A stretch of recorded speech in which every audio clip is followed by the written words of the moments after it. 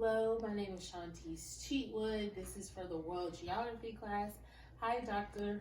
Russell Smith. Excuse me. The topic that I chose, that I emailed you, was like Middle South America, South America. And I just jotted down some notes. I actually went and purchased this just to help me and guide me. So, interesting facts. Before we start off, I want to start off with opening up so it could be very breathtaking and people be interested. Then I'll go into the boring stuff and read about the notes of the continent.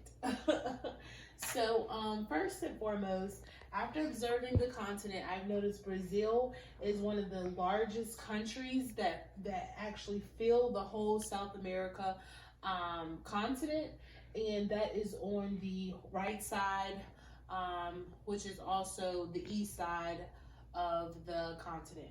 So, fun facts. I am a really big fan. I am doing criminal justice, but I'm a really big fan in any type of criminal activity when it comes to movies and documentaries, different things like that. So, the first thing that came to my mind when I was told to pick a continent, I decided to do a region geography that we've been studying. I decided to do South America because the movies, as far as in Brazil, what took place was Fast and Furious, and I think of Tyrese, which is very good looking. Think about that movie. I also think about the movie called Colombiana with Zoe Zalenzander. I think I said that right.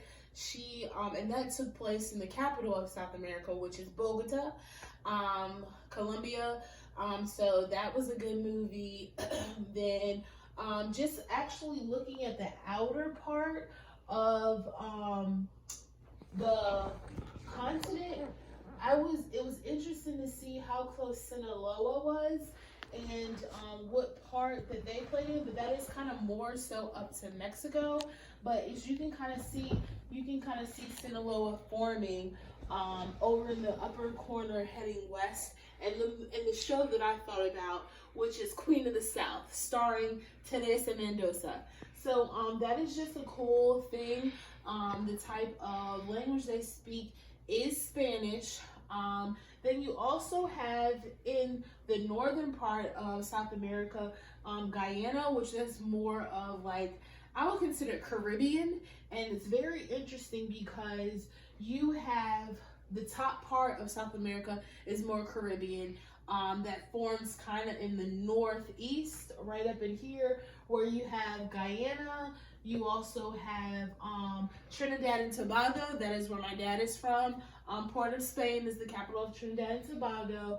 And then you also have right here some St. Lucia, Barbados. So all of those are kind of, the top part is more, I consider, the Caribbean ethnics or Caribbean, I guess I would kind of say Caribbean culture in a way. And then as you move further down South America, you have Brazil, Bolivia, you have Peru, you have Bogota, Colombia, and then on the outer courses that is circling around, you have like Ecuador, Chile, El Salvador. El Salvador is on the opposite side, which is east.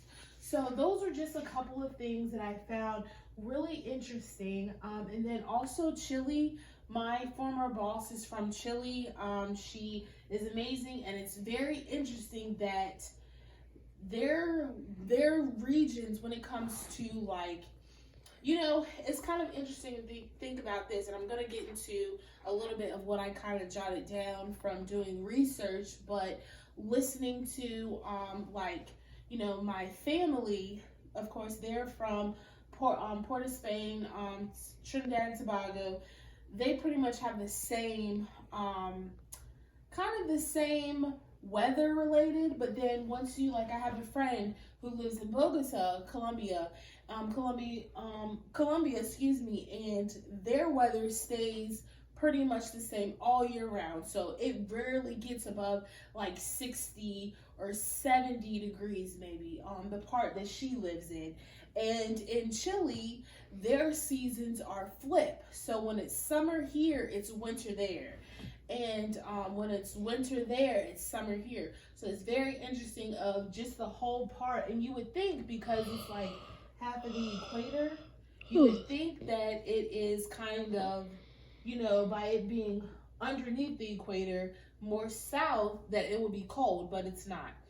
So those are just some interesting fun facts and interesting facts about some things that they that I looked up and found. And one thing about like my culture, from where my dad's from, like Thanksgiving we'll have macaroni and cheese, and we have it like out of Pyrex dish, or I like to call it Thanksgiving dishes, where you can go to like Dollar Tree and get like those little aluminum foil pans.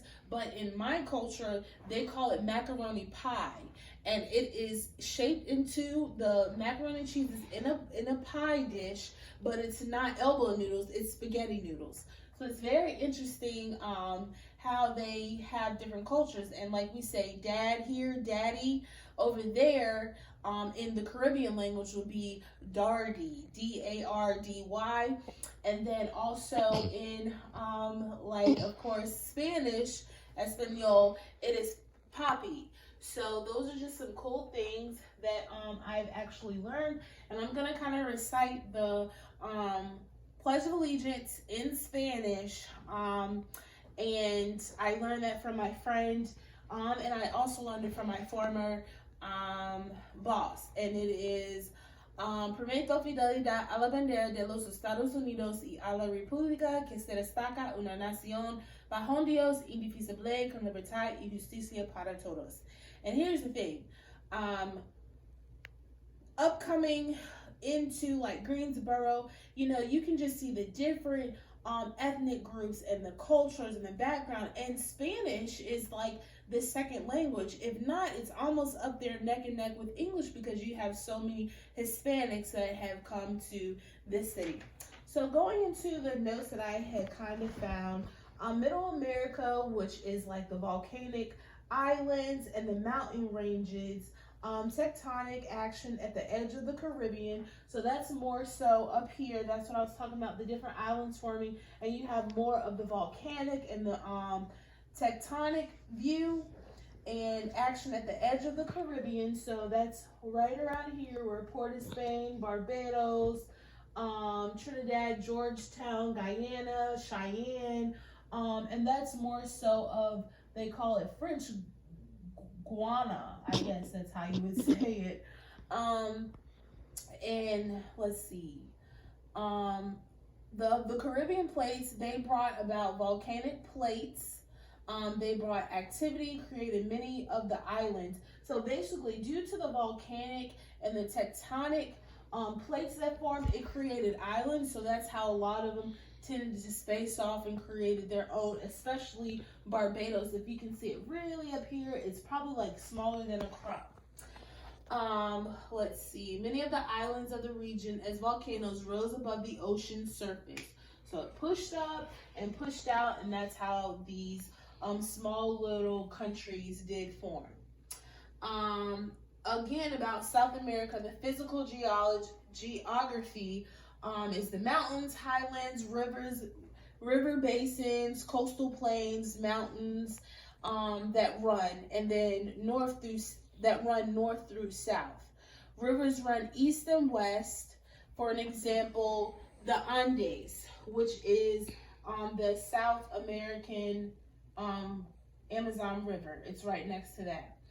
Some of the culture overall is before the Europeans, like Maya, which was 200 to 900 CE, Inca, which is 1200 to 1532, and the Aztec, which is Mexica, 1345 through 1521.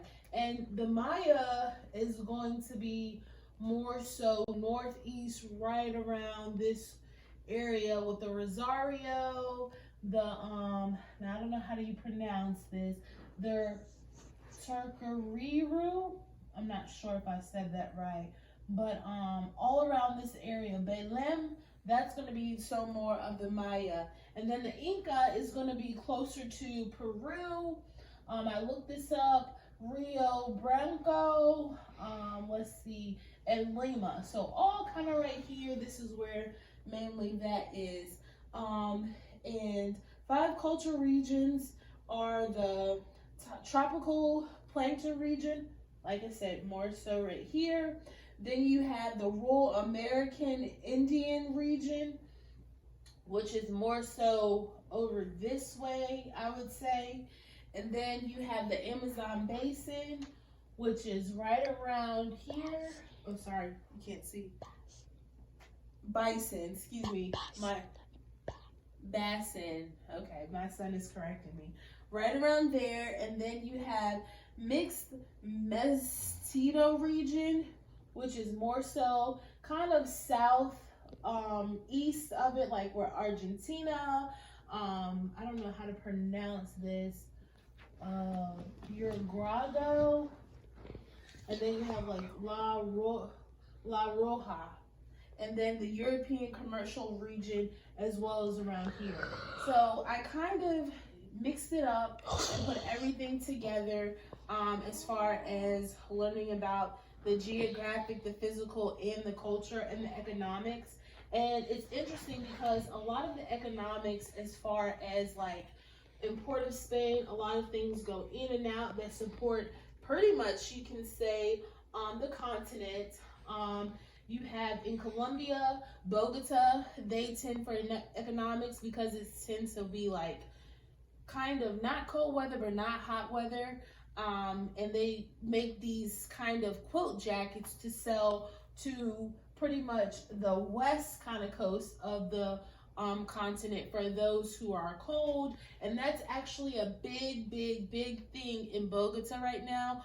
A lot of them make their own clothing when it comes to jackets, when it comes to pants.